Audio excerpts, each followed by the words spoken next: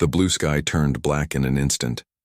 1 second, Lieutenant Kate Miller was flying her F-35 fighter jet over the Pacific Ocean on a routine training mission.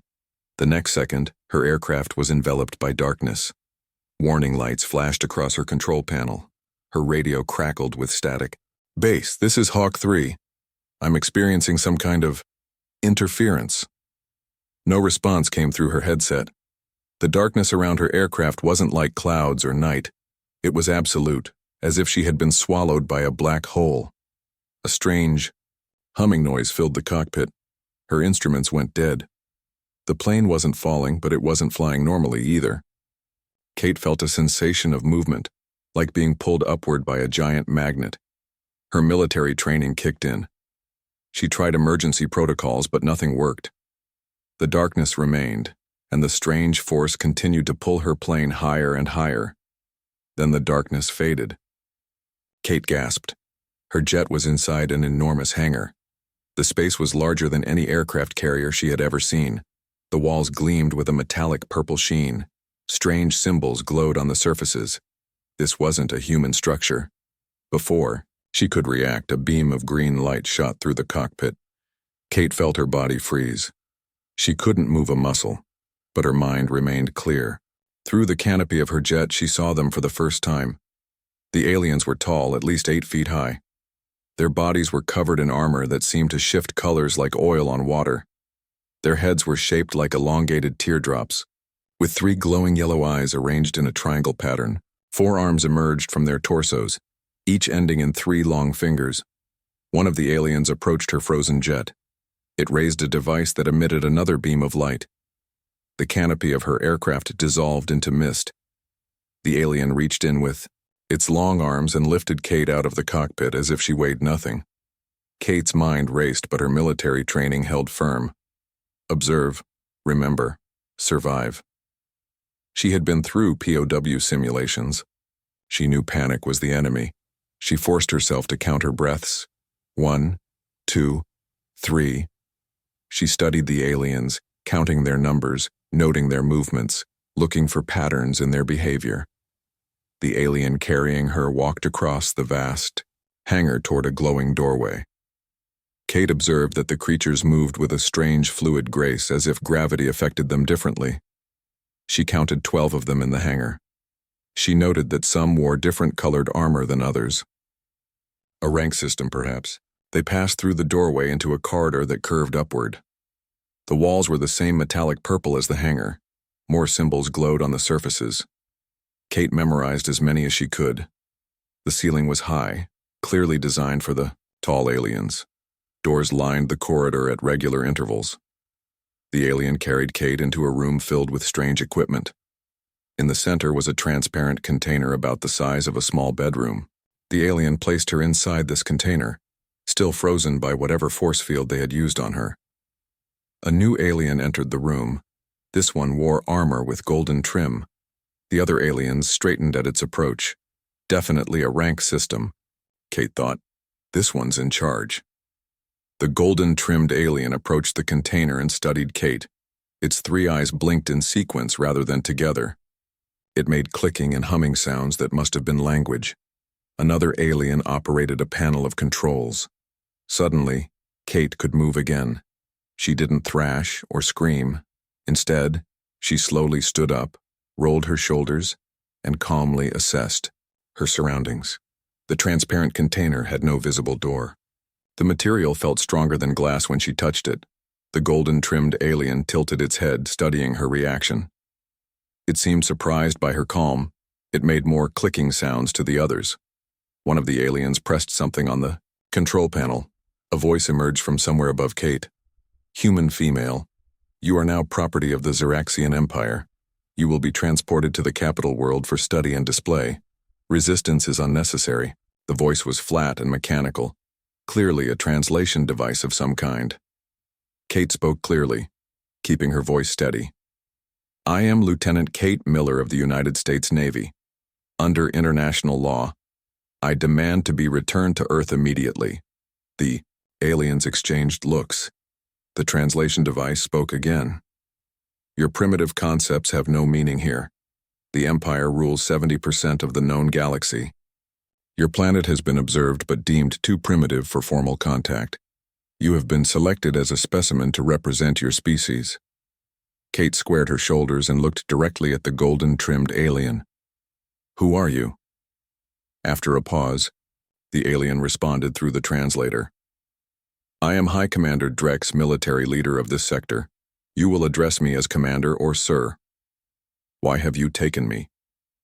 Emperor Vorlag desires examples of all species for the Imperial exhibition. Your species has recently been added to our catalog of primitive worlds. Kate processed this information. An empire that ruled most of the galaxy. A powerful alien species that considered humans primitive. An emperor who collected specimens like trophies. This was bad, but panic wouldn't help. She needed to understand more. How many other humans have you taken? You are the first. If you prove interesting, more may be collected. Kate felt a chill but kept her face neutral. I see. And what happens now? High Commander Drex seemed to study her with greater intensity. Most specimens respond with terror or violence when captured. Your composure is unusual. Kate said nothing, maintaining eye contact with the alien commander. The silence stretched until Drex spoke again. You will be examined, then placed in stasis for transport to Xerax Prime. The journey takes 27 of your Earth days. After the commander left, alien scientists entered the room. They used scanning devices that bathed Kate in different colored lights. They took samples of her hair and blood. Throughout the procedures, Kate remained calm and observant. When they finished, one of the scientists spoke to another. The translator wasn't active, but Kate heard concern in the alien's tone. The scientist kept looking at her with its 3 yellow eyes. Later, as Kate was prepared for stasis, she overheard a conversation between High Commander Drex and one of the scientists. Something is wrong with this human, the scientist said through the translator. The brain scans show activity patterns inconsistent with fear response. Explain, Drex commanded. Most species we capture show extreme stress reactions. This human's brain is active in regions associated with planning and observation. She is studying us as we study her. Drex turned to look at Kate through the transparent container. Perhaps humans are more complex than our initial surveys indicated. Should we inform the Emperor? No, Drex said after a moment. But increase security measures. There is something about this human that concerns me. As the stasis field activated and Kate felt consciousness slipping away, her last thought was of Earth. She didn't know if anyone would come looking for her. She didn't know if Earth even had the technology to find her across the stars. She would have to save herself. And to do that, she would need to keep doing exactly what she was doing now. Remaining calm, observing everything, and giving these aliens no idea how dangerous a determined human could really be. Kate woke up slowly. The stasis chamber opened with a hiss.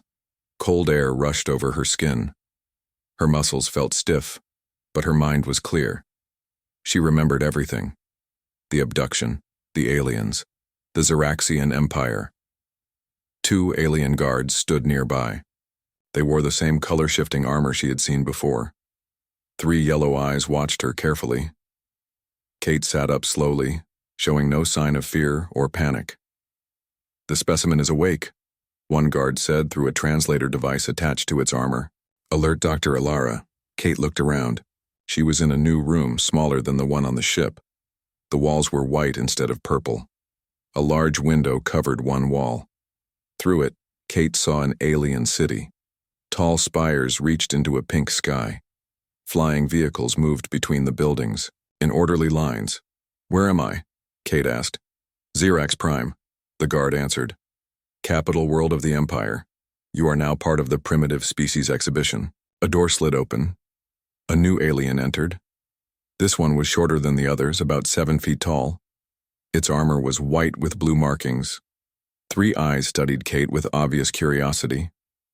I am Dr. Alara, the alien said through its translator. Chief xenobiologist for the Imperial exhibition. Can you understand me, human? Yes, Kate said. My name is Lieutenant Kate Miller. Dr. Ilara made a gesture that might have been surprise. You offer your designation freely. Most new specimens refuse to communicate. I see no reason to make this difficult, Kate said. She was lying. Military protocol for POWs recommended establishing communication. The more she could learn, the better her chances of escape. Interesting, Dr. Ilara said. You will be moved to your exhibition habitat today. First, you must be prepared. Guards escorted Kate from the room. They walked down a long hallway. Other aliens stopped to stare at her. Kate noticed they all kept their distance as if she might be dangerous. She filed this information away. They entered a large chamber with multiple transparent cells. Each cell contained a different alien creature. Some had scales, others had fur. One looked like a giant insect. Kate studied them all, noting that most cowered at the back of their cells when guards passed by. These are the newest acquisitions. For the exhibition, Dr. Ilara explained, representing 23 primitive worlds recently cataloged by Imperial explorers. Kate was given a simple white outfit to wear. The material felt like cotton but was stronger. Guards led her to an empty cell at the end of the row. It contained a bed, a table, a chair, and a screened-off area that must be for hygiene. One wall was completely transparent, facing what looked like a viewing area. This will be your habitat, Dr. Ilara said. It is designed based on our observations of Earth dwellings. Is it adequate? Kate walked around the space. It was about the size of her apartment back home. It will do, she said. The transparent wall allows Imperial citizens to observe you, Dr. Ilara continued. The exhibition opens to the public tomorrow. You will be the first human ever displayed. After the doctor left, Kate examined every inch of her cell. She found hidden cameras in the corners. The transparent wall was made of something stronger than glass. The air vents were too small for escape. Still, she memorized every detail. That night, Kate slept lightly. She dreamed of Earth, of blue skies and the sound of ocean waves. She woke up determined to return home someday. The next morning, a tone sounded throughout the exhibition. Lights came on in all the cells. Kate saw the other alien prisoners stirring. Some made strange sounds like crying or whimpering. Kate did not. She got up, made her bed with military precision, and began a series of exercises. Push-ups, sit-ups, stretches. She would need to stay strong. Dr. Ilara arrived with 2 assistants. They watched Kate through the transparent wall. The human maintains physical fitness rituals, one assistant noted. Unusual for a captive specimen. Yes, Dr. Ilara agreed. Most become lethargic in captivity. The exhibition opened an hour later. Hundreds of Xyraxians filed into the viewing area. They moved from cell to cell, pointing and discussing the creatures inside. Some took images with devices similar to cameras. When they reached Kate's cell, many gasped or stepped back. Kate stood calmly in the center of her cell. She met their gaze without flinching. She did not run or hide like the other specimens. She simply watched the Xyraxians as they watched her. Why? Does it stand like that? One Xyraxian child asked its parent. I don't know, the parent answered. Most primitives hide when observed. As the day went on, word spread through the exhibition. More and more Xyraxians came to see the strange human, who showed no fear. Kate became the main attraction. She heard the word human repeated often in their conversations. Imperial officials arrived in the afternoon. They wore elaborate armor with multiple colored markings. One stood out from the rest. His armor was gold with red symbols. 5 guards surrounded him. The other Xyraxians bowed as he passed. Dr. Ilara hurried to greet him. Emperor Vorlag, we are honored by your presence. The Emperor approached Kate's cell. This is the human specimen? Yes, Your Majesty. The first ever captured. Emperor Vorlag studied Kate. His 3 eyes narrowed. It appears unimpressive, small, fragile, yet it shows no fear. That has been noted, Your Majesty, Dr. Ilara said. It is unusual behavior. The Emperor stepped closer to the transparent wall. Human. Do you know who I am? Kate walked to the wall until she stood directly opposite. The Emperor. Though he was much taller, she looked up at him without lowering her gaze. You are Emperor Vorlag of the Xeraxian Empire, she said calmly. You rule 70% of the galaxy, and you collect specimens from what you call primitive worlds. The Emperor's three eyes blinked in sequence. You speak as if you are my equal, human. I speak as Lieutenant Kate Miller of the United States Navy Earth. The viewing chamber went silent. No Xeraxian had expected the human to address the Emperor so directly. Your boldness is either courage or ignorance, the Emperor said. Which is it? Kate smiled slightly. On Earth we have a saying, knowledge is power. I prefer to learn before I judge. The Emperor stared at her for a long moment. Then he turned to Dr. Alara. This specimen is different. Study it thoroughly. I want to know everything about humans, their strengths, their weaknesses. After the Emperor left, the exhibition gradually emptied. When night came, Kate sat on her bed and reflected on the day. The Emperor's interest in her was both dangerous and potentially useful. She needed to be careful. In the cell next to hers, a creature with blue scales and large eyes watched her. It made a soft clicking sound to get her attention. You brave, it said in broken English. Empire fear brave. Kate was startled. You speak English? Little. Learn from guards. I, Neela. From Terrace 3. How long have you been here, Neela? Many cycles. Too many. Kate moved closer to the wall separating their cells. Do specimens ever escape? Neela's large eyes blinked slowly. No escape. But you different. You not afraid. Empire not understand. Not afraid. As lights dimmed in the exhibition, Kate lay back on her bed. Neela's words echoed in her mind. The Empire didn't understand humans who showed no fear. Perhaps that was an advantage she could use. Kate closed her eyes, but she didn't sleep. She planned. 3 months passed. Kate kept track of the days by making small marks on the underside of her bed frame. Each day followed the same pattern. Wake up. Exercise. Eat the strange food provided. Be observed by curious Xeraxians. Talk with Neela when the guards weren't listening. Sleep. Repeat. But Kate wasn't just passing time. She was learning. Watching. Planning. Every night, she practiced the Xeraxian language with Neela's help. The clicking sounds were difficult for a human throat to make, but Kate was determined. She listened to the guards talk. She memorized words and phrases. She started to understand. During the day, she studied the exhibition's routines. Guards changed shifts at specific times. Feeding happened on a strict schedule. Once a week, maintenance workers checked the systems that kept the cells secure. Kate noticed that one worker always spent extra time on the control panel near her. Dr. Alara visited often. The xenobiologist seemed fascinated by Kate. Your brain activity is unique among our specimens, Dr. Alara said one day. You show high functions in areas associated with planning and strategy. Kate smiled slightly. Humans are good at adapting to new situations. The other scientists believe I am wasting resources studying you so intensely, Dr. Alara admitted. They think humans are just another primitive species, but I see something different in you. Kate said nothing, but she filed this information away. Dr. Alara could be useful.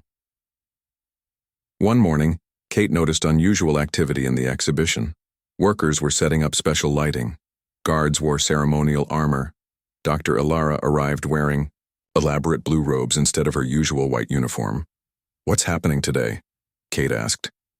Imperial nobility will visit the exhibition, Dr. Alara explained. The Emperor's cousin and 20 high-ranking nobles. They specifically requested to see the human who shows no fear. Kate had become famous in the Empire. Stories about her calm behavior had spread. Many Xeraxians came just to see her. Some stood for hours, waiting for her to show fear. She never did. I will prepare myself for their visit, Kate said. Dr. Alara hesitated. They expect you to perform for them. Perform? Yes. Most specimens display their natural behaviors for important visitors. The insectoid from Sector 7 builds its web structures. The aquatic from Deltas shows its color-changing abilities.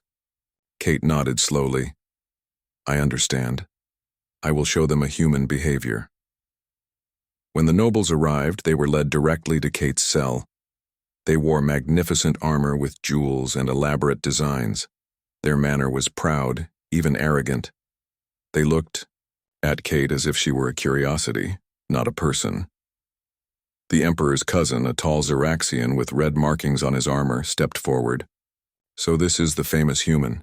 It looks unremarkable. Dr. Ilara bowed. Humans appear simple, Your Highness, but their minds are complex. The cousin made a dismissive gesture. Have it perform a behavior. I want to see what humans can do. Kate stood in the center of her cell. The nobles watched expectantly. Kate cleared her throat and then, to everyone's shock, began to speak in perfect Xeraxian. Greetings, noble visitors, she said, her voice managing the clicking sounds of their language. I am Lieutenant Kate Miller of Earth. The exhibition hall went completely silent. No one moved. The nobles stared in disbelief. Dr. Ilara's 3 eyes widened in surprise. Impossible, the Emperor's cousin whispered. It speaks our language? Kate continued in Xeraxian. Humans have many abilities. One of them is learning. Another is adapting. For 3 months I have studied your language, your customs, and your empire. The nobles began to mutter among themselves. Kate heard words like dangerous and unexpected in their conversation. Kate switched back to English, letting the translation device carry her words. On Earth we have faced many challenges. Natural disasters, wars, disease. Through it all, humans have learned to control their fear. Fear is a feeling, not a master. She began to pace slowly in her cell, her voice strong and clear. Let me tell you about humans. We started with simple tools of stone and wood. Within a few thousand years, we developed space travel. We have survived ice ages, plagues, and wars that nearly destroyed us. Each time, we came back stronger. The nobles listened, with growing unease. Kate could see it in their posture, in the way their 3 eyes blinked rapidly.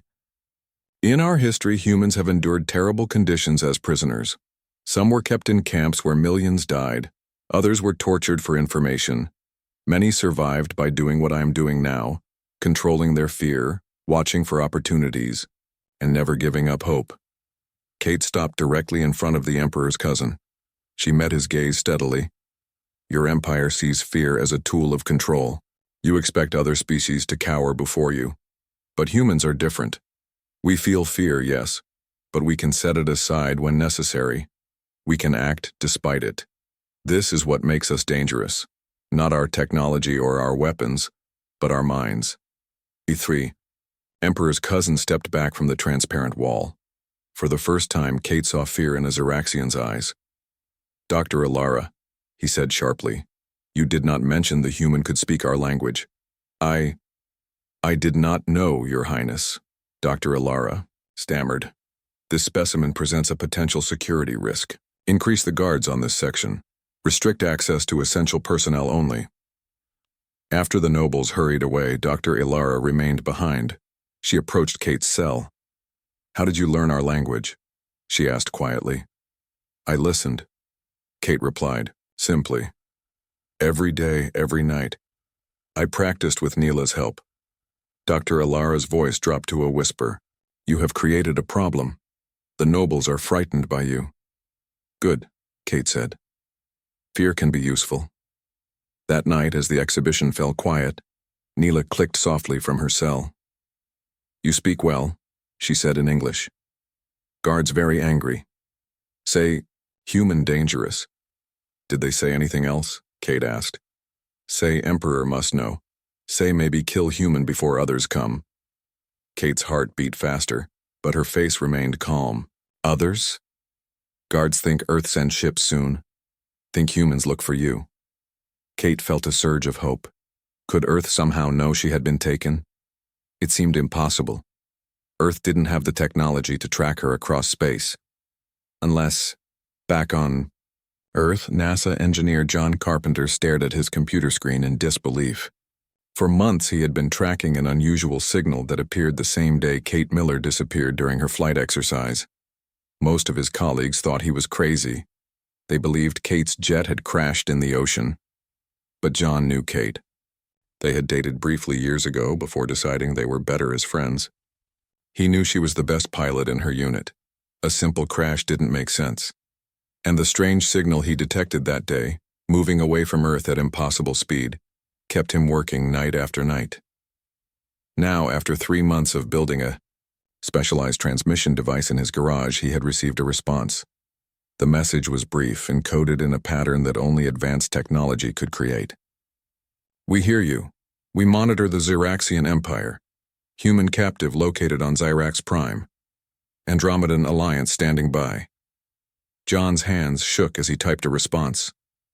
"Who are you? Can you help?" The answer came seconds later. "We are enemies of the Empire. If humans join us, we can help your captured one. Prepare your leaders for contact."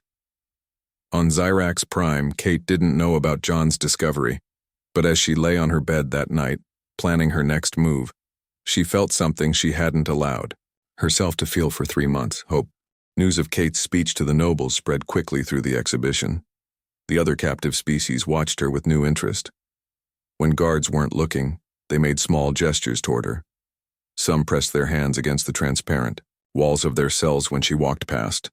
They were looking to her for guidance. Kate began to communicate with more than just Neela. A reptilian creature 3 cells down could tap messages in a simple code.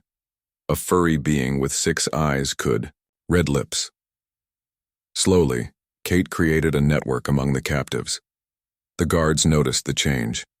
They became nervous, watching the specimens more closely. They added security cameras. They changed the feeding schedules randomly to disrupt routines. But they couldn't stop the silent communication that passed between cells. One morning, Dr. Ilara arrived looking worried. She dismissed the guards and activated a device that created static noise around them. "They cannot hear us now," she said quietly. "I must speak with you." Kate approached the transparent wall. "What's wrong?" "The Emperor has ordered your execution," Dr. Ilara said. "In 3 days, you will be taken to the Grand Arena and killed as a public spectacle. The official reason is that humans are too dangerous to keep as specimens." Kate's heart raced, but her face remained calm. "Why are you telling me this?" Dr. Ilara's 3 eyes blinked rapidly. Because you have made me question things. For years, I believed the Empire's teaching that other species were primitive, that they needed our guidance. But you have shown intelligence, dignity, courage. And this bothers you? It shatters everything I was taught. Dr. Ilara moved closer to the wall. "I am not alone. Many scientists, workers, even some guards have been watching you, talking about you, questioning the Empire's views on other species." Kate nodded slowly. "What will you do about it?" "I don't know yet. But I wanted to warn you." Dr. Ilara deactivated the noise device and left quickly as guards returned. That night, Kate shared the news with the other captives through their secret communication methods. Their response surprised her. Instead of fear or despair, they sent back messages of support. They were ready to help if she had a plan. Kate thought carefully. 3 days wasn't much time. She needed more allies. The next day, a maintenance worker came to check the systems near her cell. Kate had noted his schedule for months. He always spent extra time at her cell, often looking at her when he thought she wasn't watching. Now she knew why. "You're one of the ones questioning the Empire, aren't you?" Kate said quietly in Xyraxian.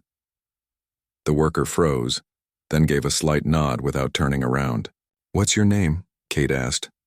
"Vorn," he replied softly.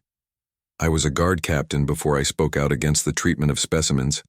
Now I am punished with maintenance work." "Vorn, I need your help," Kate said. "And the help of others like you." Vorn glanced around nervously, then tapped something into the control panel. "The security recording will loop for 2 minutes. Speak quickly." The Emperor plans to execute me in 2 days, Dr. Ilara told me. But I think we can use this as an opportunity. How? I need to know the route from here to the Grand Arena. I need to know how many guards will be assigned, and I need someone to get a message to the other species being held here. Vorn nodded. I will try. There are others who will help. The lower castes have suffered under the Emperor for generations. Your words about resistance have spread beyond the exhibition. For the next 2 days, Kate prepared. Through her network of captives and sympathetic Xeraxians, she gathered information. She learned that 12 guards would escort her to the arena. She memorized the route they would take. She discovered that many of the lower caste Xeraxians planned to attend the execution, not to watch her die, but to witness what they hoped would be a moment of defiance. On Earth, John Carpenter was meeting with military officials. At first, they had dismissed his claims about Kate being abducted by aliens. But when the Andromedan Alliance sent precise coordinates of military installations around the globe as proof of their technological capabilities, the officials started listening. They say they can help us rescue Lieutenant Miller, John explained, but they want an alliance with Earth. They've been fighting the Xeraxian Empire for centuries, and they believe humans could be valuable allies. General Scott, a stern man, with gray hair, frowned. This could be a trick. How do we know these Andromedans aren't just another alien threat? They've provided information about Kate that only someone who has seen her could know, John replied. And they've shared technology that proves they're far more advanced than us. Yet they're reaching out as equals, not conquerors. After hours of debate, the decision was made. Earth would establish contact with the Andromedan Alliance. A rescue mission would be planned, but it would take time Kate might not have. On Xerax Prime, the morning of the execution arrived. 4 guards came to Kate's cell. They placed restraints on her wrists and ankles. Do not attempt to resist, one guard said. These restraints will cause pain if you struggle. Kate allowed herself to be led from her cell. As she passed the other captives, she gave them a small nod. They responded with gestures of their own, a tap on the wall, a raised hand, a bow of the head. The message was clear. They were with her. Dr. Ilara waited in the corridor. I will accompany the prisoner to the arena, she told the guards. Her eyes met Kate's briefly. The procession moved through the exhibition building and out into the streets of the capital. Crowds of Xeraxians lined the route. Many wore the plain armor of the lower castes. They watched silently as Kate passed. No cheering, no jeering, just watchful silence. Kate walked with her head high. She showed no fear, no hesitation. The guards seemed unsettled by her calm demeanor. As they approached a narrow bridge between 2 tall buildings, Kate heard a sharp clicking sound from above. She glanced up to see a maintenance worker on a platform, Vorn. He made a small gesture. With his hand, 3 fingers, then 2, then 1, Kate tensed her muscles, ready. When Vorn's count reached 1, the lights throughout the street suddenly went dark. At the same moment, the restraints on Kate's wrists and ankles clicked open. Chaos erupted. Guards shouted in confusion. Crowds pressed forward. In the darkness, Kate felt a hand grab her arm. Come quickly, Dr. Ilara whispered. We have only moments. Kate followed the xenobiologist through the crowd. They ducked into a side street, then through a doorway. Inside, Vorn and several other Xeraxians waited. The diversion worked, Vorn said, but they will search every building soon. Where are we going? Kate asked. To the communication center. Dr. Ilara replied. You said humans respond to calls for help. It's time to test that theory.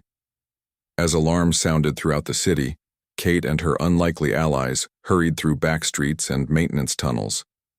The rebellion had begun, but the hardest part was still ahead. The Imperial Communication Center rose like a silver spire in the center of the capital city. Blue energy pulsed up and down its sides. From this building, the Emperor's messages reached every corner of the Xeraxian Empire. Kate and her allies, Dr. Ilara, Vorn, and 5 other rebel Xeraxians, watched it from an abandoned maintenance tunnel. The building has 50 guards at all times, Vorn said. We cannot fight our way in. We don't need to fight, Kate replied.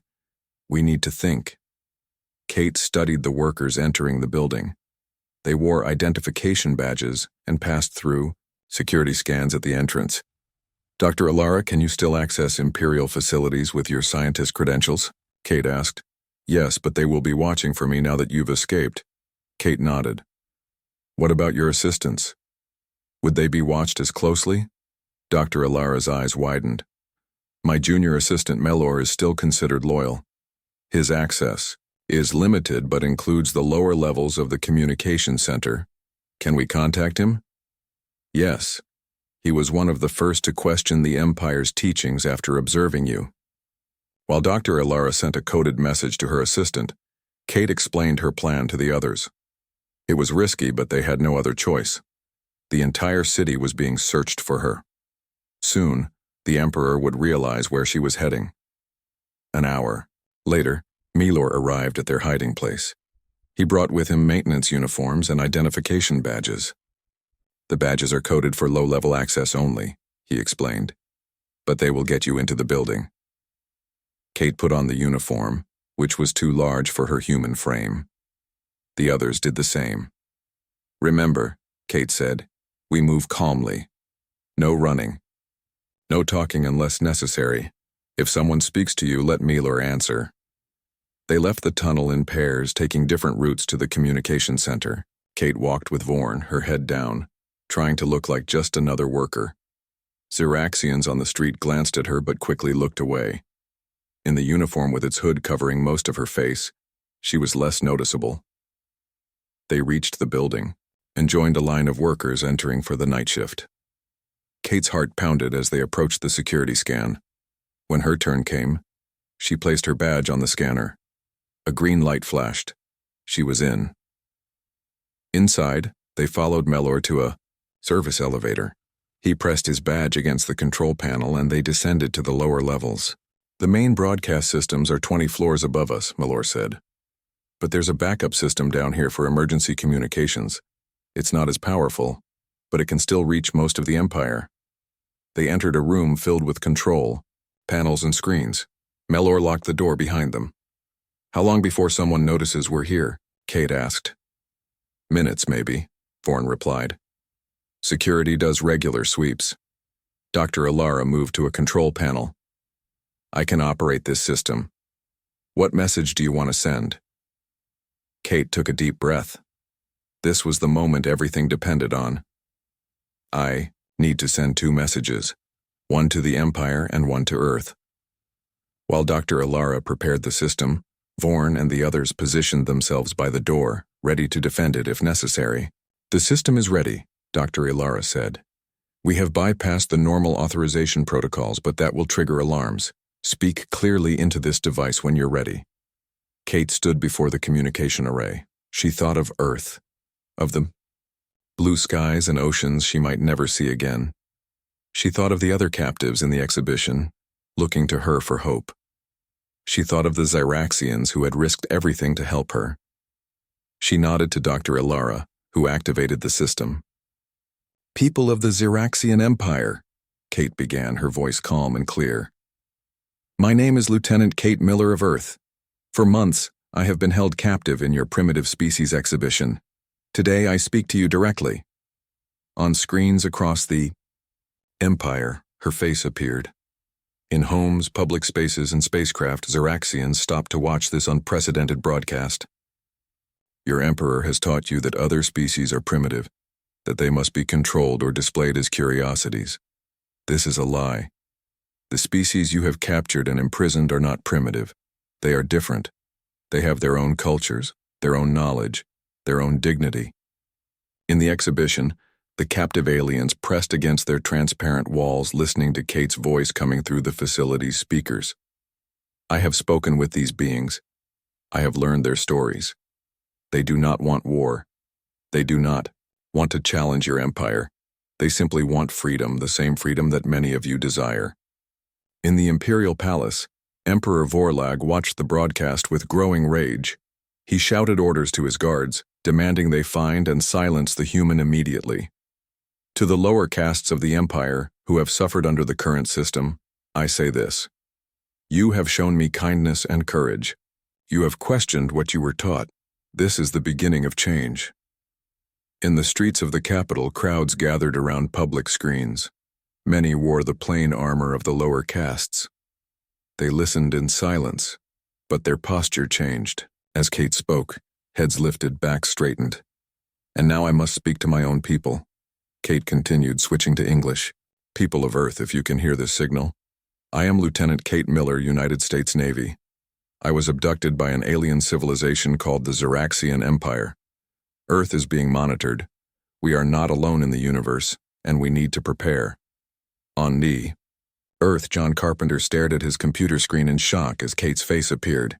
He quickly recorded the broadcast, sending copies to his military contacts. To the Andromedan Alliance, Kate continued. If you are receiving this transmission, the people of Earth are ready for contact. We seek peaceful cooperation against the Empire's expansion.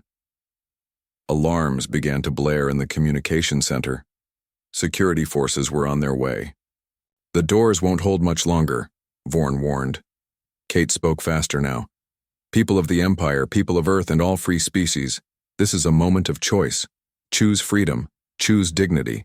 Choose. The broadcast cut off as security forces breached the door. Kate and her allies were surrounded by armed guards. They raised their hands in surrender.